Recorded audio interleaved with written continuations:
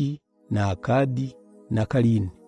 Yavuye muri icyo gihugu ajya muri Ashuru, yubaka Ninive n'umujyi wa Rehoboti na Kara na Reseni iri hagati ya Ninive na Kara, wa mujyi ukomeye.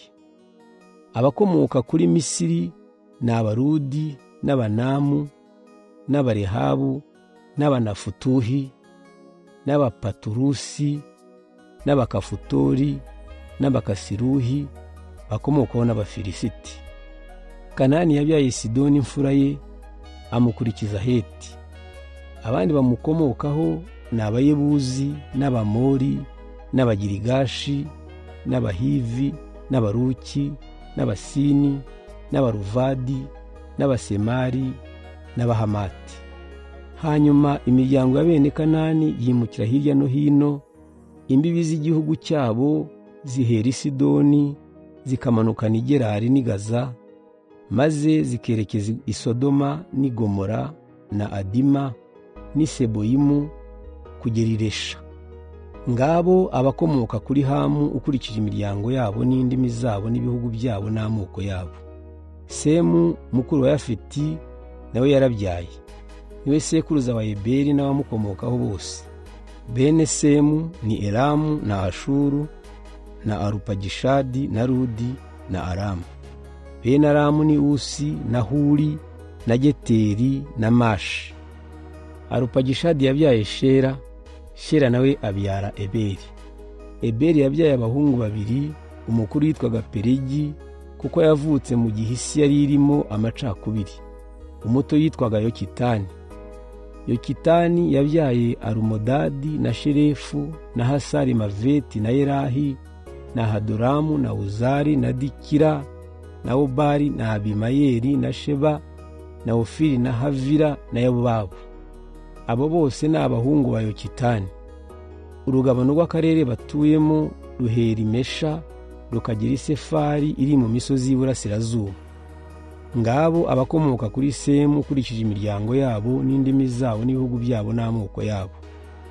Ngiyi imiryango y'abakomoka kuri Nowa ukurikije urubyaro rwabo n'amoko yabo. Nibo bakomotsweho n'amahanga yose yakwiriye ku isi nyuma y'umwuzure.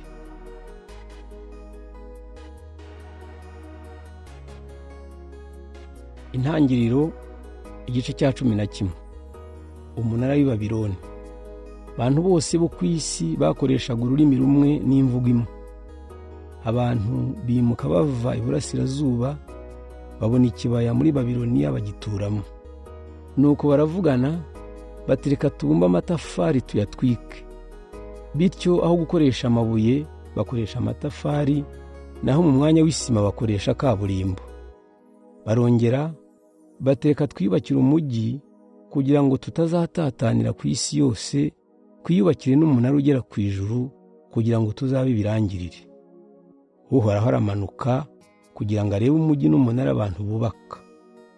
Nuko aribwira ati biriya batangiye gukora babishojwe nuko ari umuryango umwe kandi bavuga ururimi rumwe. Noneho rero icyo bazagambira cyose bazakigeraho. Reka tumanuke maze dusobanye ururimi rwabo be kuzongera kumvikana. Nuko Uhoraho batatanyiriza ku isi yose, ntibaba bagishoboye kubaka uwo mujyi. Uwo mujyi wiswe Babiloni kubera ko ariho Uhoraho yasobanyirije ururimi rw'abantu bose akanabatatanyiriza ku isi yose. Abakomoka kuri Semu. Dore abakomoka kuri Semu. Semu amaze imyaka 100 avutse yabyaye Arupagishadi. Hari hashize imyaka 2 umwuzure urangiye. Amaze kubyara Arupagishadi abaho indi myaka 500, ayibyaramo abandi bahungu n'abakobwa. Arupagishadi amaze imyaka 35 avutse yabyaye Shera. Amaze kubyara Shera abaho indi myaka 403, ayibyaramo abandi bahungu n'abakobwa. Shera amaze imyaka 30 avutse yabyaye Eberi.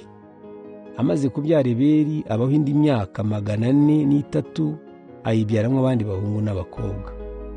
Eberi amaze imyaka 34 avutse yabyaye Peregi. Amaze kubyara Peregi abaho indi myaka 403, ayibyaramo abandi bahungu n'abakobwa. Pelegi amaze imyaka 30 avutse yabyaye Rewu. Amaze kubyara Rewu abaho indi myaka 209 ayibyaramo abandi bahungu n'abakobwa. Rewu amaze imyaka 32 avutse yabyaye Serugu. Amaze kubyara Serugu abaho indi myaka 207 ayibyaramo abandi bahungu n'abakobwa. Serugu amaze imyaka 30 avutse yabyaye Nahori. Amaze kubyara Nahori abaho indi myaka 200 ayibyaramo abandi bahungu n'abakobwa. Nahori amaze imyaka 29 avutse yabyaye Tera. Amaze kubyara Tera abaho indi myaka 119 ayibyaramo abandi bahungu n'abakobwa. Tera amaze imyaka 70 avutse yabyaye Aburamu. Akurikizaho Nahori na Harani. Abakomoka kuri Tera. Dore abakomoka kuri Tera. Tera yabyaye Aburamu na Nahori na Harani. Harani nawe yabyaye Loti. Harani yapfuye mbere ya Tera, agwa mu mujyi we kavukire witwa Uri mu Bukalideya. Aburamu yarongoye Sarayi, Nahori arongora Milika uva inda imwe na Isika, bakaba abakobwa ba Harani. Sarayi yari yarabuze ibyara, nta mwana yagiraga. Tera ahagurukana n'umuhungu wa Aburamu n'umwuzukuru we Loti mwene Harani n'umukazana we Sarayi umugore wa Aburamu, bava mu mujyi wa Uri mu Bukalideya ngo bajye mu gihugu cya Kanani. Nyamara bageze mu mujyi wa Harani barahatura. Tera yapfuye afite imyaka 205 agwa i Harani.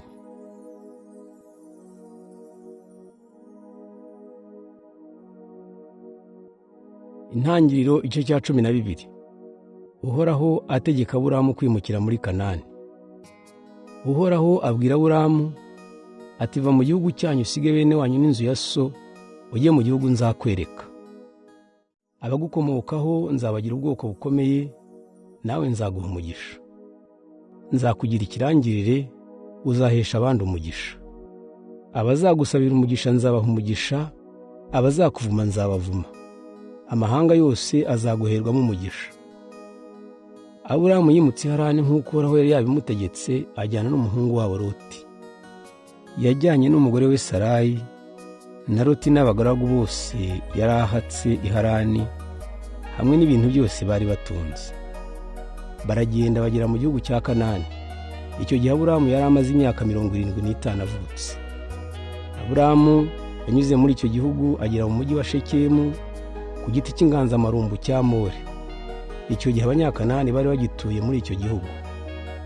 Uhoraho abonekera Aburamu aramubwira ati, iki gihugu nzagiha urubyaro rwawe. Aho hantu Aburamu ahubakira urutambiro Uhoraho wamubonekeye. Akomeza urugendo agera ku musozi w'iburasirazuba bw'i Beteli. Nuko ashinga amahema mu ruhande rw'iburasirazuba bw'i Beteli, ahagana iburengerazuba bwa Ayi.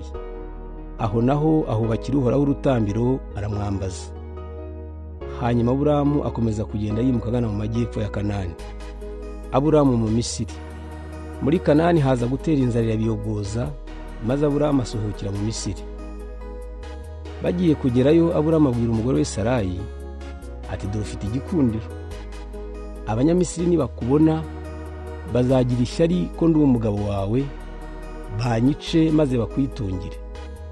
None rero ujye uvuga kuri mushiki wanjye, bityo ntibazanyica kubera wowe, ahubwo bazamfata neza. Nuko Aburamu ageze mu Misiri, Abanyamisiri babona umugore wari mwiza cyane. Ibyegera by'umwami wa Misiri bimubonye bijya kumuratira umwami, hanyuma Sarayi ajyanwa ibwami. Aburamu afatwa neza kubera umugore we, agabana inka n'intama n'ihene n'indogobe n'ingamiya n'abagaragu n'abaja. Ariko Uhoraho ateza umwami wa Misiri n'urugo rw'indwara z'ibyorezo, abahora Sarayi umugore wa Aburamu. Umwami niko gutumiza Aburamu aramubaza ati, ibyo wankoreye ni ibiki? Kuki utambwiye ko ari umugore wawe? Kuki wambwiye ko ari mushiki wawe bigatuma mugira umugore? Ngo uyu mugore wawe musubirana umvira. Nuko umwami ategeka abantu be ngo basezerere Aburamu n'umugore we n'ibyo yari atunze byose.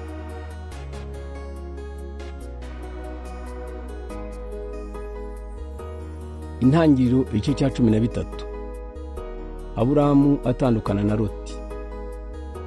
Aburamu ava mu Misiri asubira mu majyepfo ya Kanani, ajyana n'umugore we na Loti n'ibyo yari atunze byose. Aburamu yari umutunzi cyane, akaba n'umukungu w'ifeza n'izahabu. Nuko agenda yimuka ava mu majyepfo ya Kanani, asubira aho yigeze gushinga amahema hagati ya Beteli na Ayi, akahubaka n'urutambiro. Aburamu ahageze yambaza Uhoraho. Loti wari waragiye yimukana na Aburamu, nawe yari afite amashyo n'imikumbi n'abagaragu. Kubera ko Aburamu na Loti bari batunze cyane, urwuri ntirwari rukibahagije ku buryo bakomeza guturana. Ubwo kandi Abanyakanani n'Abaperizi nabo bari batuye muri icyo gihugu. Bukeye abashumba ba Aburamu n'aba Loti batonganira urwuri. Nuko Aburamu abwira Loti ati, dore turi umuryango umwe, nta mahane akwiye kuba hagati yacu cyangwa hagati y'abashumba bacu. None reka dutandukane. Hitamo aho wishakiye mu gihugu hose, nanjye ndagana ahasigaye. Loti niko guterera amaso abona ikibaya cyose cya Yorodani kugera i Sowari gifite amazi menshi. Cyari kimeze nk'ubusitani bw'Uhoraho cyangwa ikibaya cya Nili mu Misiri. Icyo gihe Uhoraho yari atararimbura imijyi ya Sodoma na Gomora. Nuko Loti ahitamo ikibaya cyose cya Yorodani cyari giherereye iburasirazuba, arimuka atandukana na se wabo.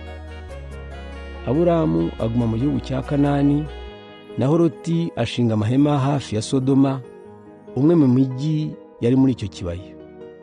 Abanyasodoma bari abagome kandi bagacumura ku Uhoraho bikabije. Aburamu yimukira i Heburoni. Loti amaze kwimuka, Uhoraho abwira Aburamu ati, terera amaso uhereye aho uri, maze werekeze mu majyaruguru no mu majyepfo, iburasirazuba n'iburengerazuba. Icyo gihugu cyose ubonye nzakiguha burundu, wowe n'urubyaro rwawe. Nzabagwiza babe benshi nk'umukungugu. Nk'uko ntawe ushobora kubara umukungugu, niko ntawe uzashobora kubara abazagukomokaho. Haguruka utambagire igihugu impande zose, kuko nzakiguha. Nuko Aburamu yimura amahema ye ajya gutura hafi y'ibiti by'inganzamarumbu bya Mamure ahagana i Heburoni. Nuko ahubakira Uhoraho urutambiro.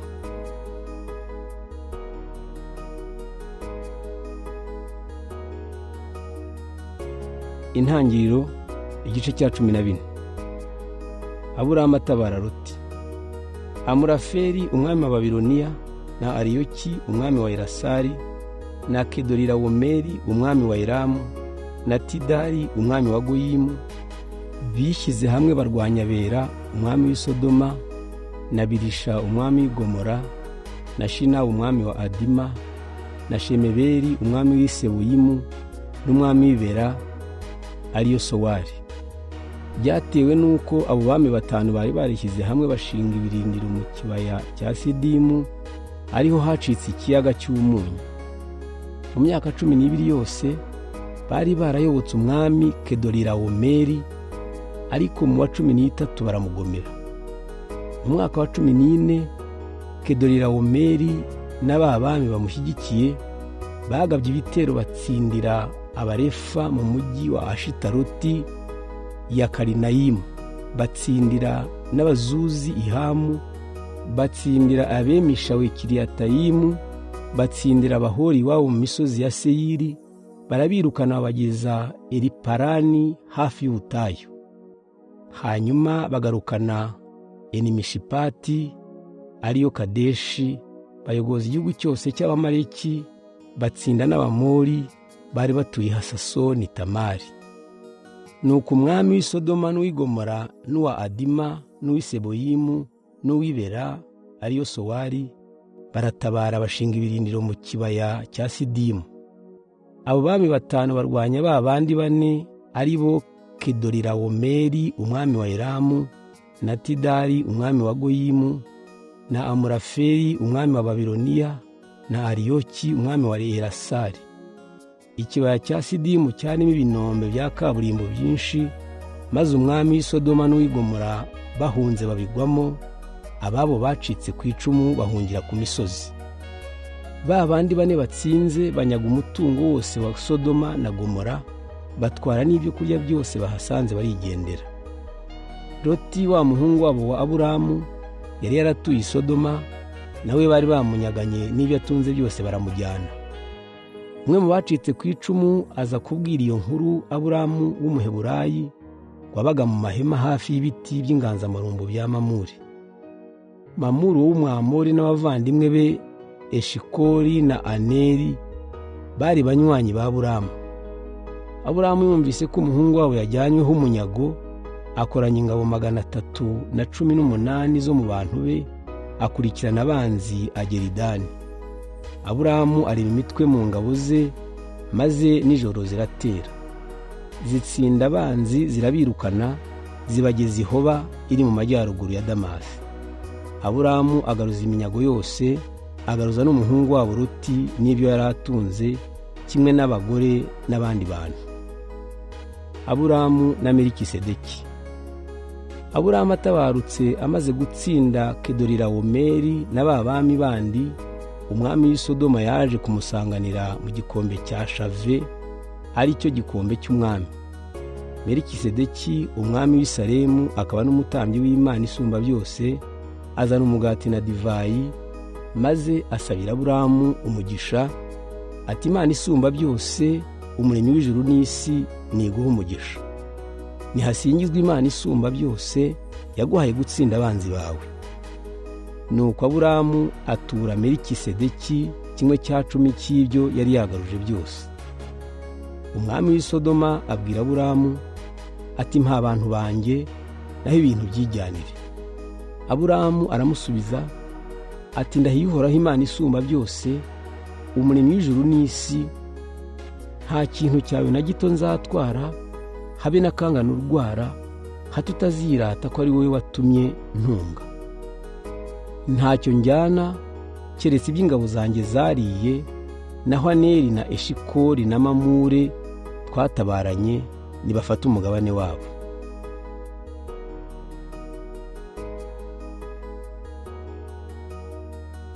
Intangiriro igice cya 15. Uhoraho aha Aburamu isezerano. Nyuma y'ibyo Uhoraho abonekera Aburamu aramubwira ati Aburamu we, ntukagire icyo utinya, ndinga bigukingira kandi nzaguha ingororano ikomeye. Aburamu aramubaza ati Nyagasani Uhoraho, kumpa iyo ngororano bizamarira iki, kandi ngiye kuzapfa bucike? Eliyezeri w'i Damasi niwe uzasigara mu byanjye, kandi ari umwe mu bagaragu banjye. Niwe uzanzungura kuko nta rubyaro wampaye. Uhoraho aramusubiza ati ntabwo ari Eliyezeri uzakuzungura, ahubwo uzazungurwa n'umuhungu uzibyarira. Nuko Uhoraho ajyana Aburamu hanze, aramubwira ati tegereze ziriya nyenyeri ziri ku ijuru, urabona ushobora kuzibara se? Urubyaro rwawe niko ruzangana. Aburamu yizera Uhoraho, bituma Uhoraho amubara nk'intungane. Uhoraho yungamo ati ni jyewe Uhoraho watumye wimuka mu mujyi wa Uri mu Bakalideya, kugira ngo nguhe iki gihugu ho gakondo. Aburamu aramubaza ati Nyagasani Uhoraho, nzemezwa n'iki kuzakimpa? Uhoraho aramusubiza ati nzanira inyana imaze imyaka 3 ivutse, n'ihene y'imyaka 3, n'isekurume y'intama nayo y'imyaka 3, hamwe n'inome 2. Aburamu arabizana byose abisaturamo kabiri, ibisate bimwe abitondekanya iburyo, ibindi ibumoso biteganye, ariko inuma ntiyazisatura. Bigeze aho inkongoro ziza kurya izo nyama, ariko Aburamu arazirukana. Izuba rigiye kurenga, Aburamu afatwa n'ibitotsi byinshi, ariko aza gushigukira hejuru, ubwoba buramutaha. Uhoraho niko kumubwira ati dore uko bizagenda, abazagukomokaho bazasohokera mu gihugu cy'amahanga bakimarimo imyaka 400 yose, bazafatwa nabi bakore n'imirimo y'agahato. Ariko nzahana igihugu kizabakoresha agahato, hanyuma bazakivamo bafite ubutunzi bwinshi. Naho wowe uzisazira neza, utabaruka amahoro, bagushyingura uko bikwiye. Abazagukomokaho nibamara ibisekuruza 4 muri icyo gihugu, bazagaruka ino. Icyo gihe ibyaha by'Abamori bizaba byararenze ihaniro. Izuba rimaze kurenga hacura umwijima, nuko haboneka icyotero gicumbeka n'ifumbi igurumana, binyura hagati ya bya bisate by'amatungo. icyo gihe Uhoraho aha Aburamu isezerano agira ati nzaha abazagukomokaho iki gihugu cyose guhera ku mupaka wa Misiri kugera ku ruzi runini rwa Efurati, ahatuwe n'Abakeni n'Abakenizi n'Abakadimoni n'Abaheti n'Abaperizi n'Abarefa n'Abamori n'Abanyakanani n'Abagirigashi n'Abayebuzi.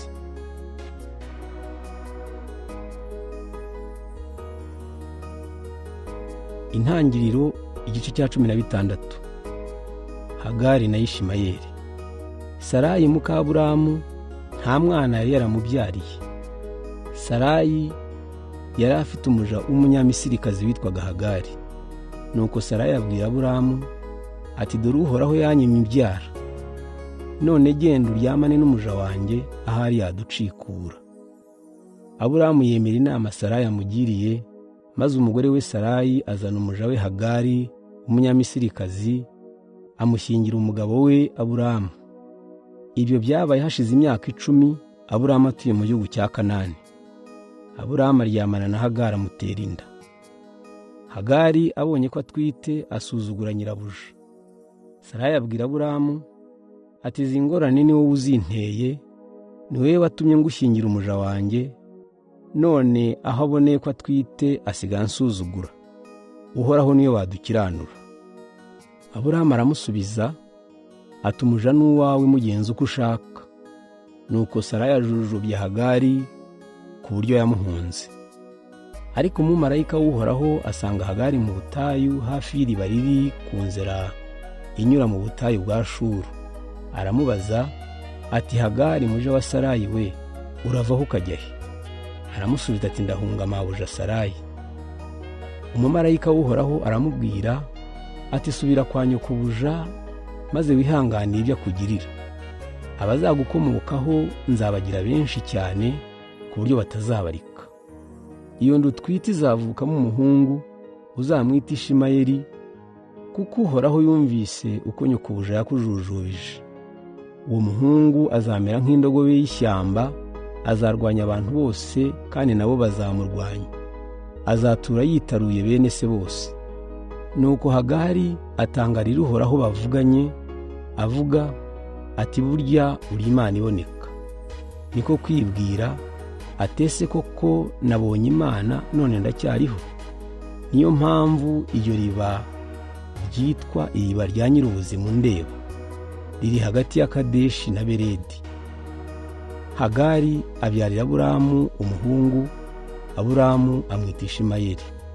Icyo gihe Aburamu yari amaze imyaka 86 avutse.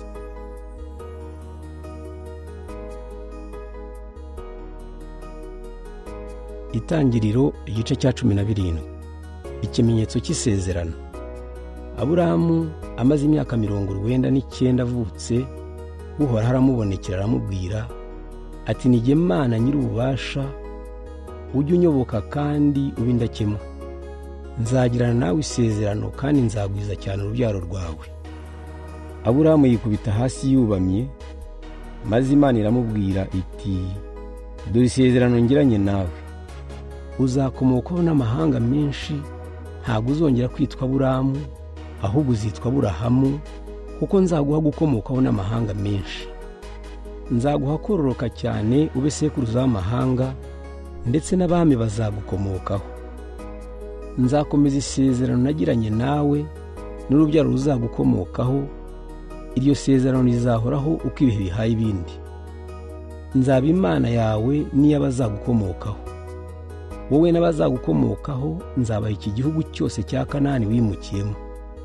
Kizaba gakondo yabo burundu kandi nzaba Imana yabo. Imana ikomeza kubwira Aburahamu iti wowe n'abazagukomokaho mugomba gukomeza isezerano ryanjye uko ibihe bihaye ibindi. Dore icyo mugomba kwitaho we n'abantu bawe n'abazagukomokaho. Umuntu wese w'igitsina gabo agomba gukebwa. Uko gukebwa kuzaba ikimenyetso cy'isezerano nagiranye namwe. Umwana wese w'umuhungu wo muri mwe azajya akebwa amaze iminsi 8 avutse, ari uvukiye mu rugo rwanyu cyangwa umunyamahanga mwaguze. Abavukiye mu rugo rwanyu ndetse n'abo mwaguze bose bagomba gukebwa. Icyo kimenyetso kiri ku mubiri kizagaragaza ko isezerano nagiranye namwe ari iry'iteka ryose. Umuntu wese w'igitsina gabo utazakebwa azacibwa mu bwoko bwanjye, kuko azaba yarishe isezerano nagiranye namwe. Imana ikomeza kubwira Aburahamu iti, umugore wawe ntuzongere kumwita Sarayi, kuko izina rye ribaye Sara. Nzamuha umugisha kubyarira umwana w'umuhungu. Ni koko nzamuha umugisha akomokweho n'amahanga ndetse n'abami. Aburahamu acyubamye hasi asetswa no kwibaza ati, mbese nabyara maze imyaka 100? Ese Sara we maze imyaka 90 yabyara? Nuko abaza Imana ati, kuki utareka Ishimayeli ngo anshikure? Imana iramusubiza itoya da, ahubwo umugore wawe Sara azabyara umwana w'umuhungu uzamwita Izaki. We n'abazamukomokaho nibo tuzagirana isezerano ry'iteka ryose. Naho ku byerekeye Ishimayeli, humura nzamuha umugisha, muhe kugwira no kororoka cyane, azabyara abatware 12, kandi nzamugira ubwoko bukomeye. Ariko undi mwaka iki gihe Sara azakubyarira umuhungu Izaki, uwo niwe tuzagirana isezerano. Imana imaze kuvugana na Aburahamu imusigaho irigendera. Nuko uwo munsi Aburahamu agenza nk'uko Imana yamutegetse, akeba umuhungu we Ishimayeli n'ab'igitsina gabo bose bo mu rugo rwe, ari abahavukiye ari n'abo yaguze. Aburahamu nawe yakebwa amaze imyaka 99 avutse, naho Ishimayeli we yakebwa amaze imyaka 13 avutse. Uwo munsi Aburahamu n'umuhungu w'Ishimayeli barakebwa, n'abagabo bose bo mu rugo rwe ari abahavukiye ari n'abo yaguze mu banyamahanga bakeberwa hamwe nawe.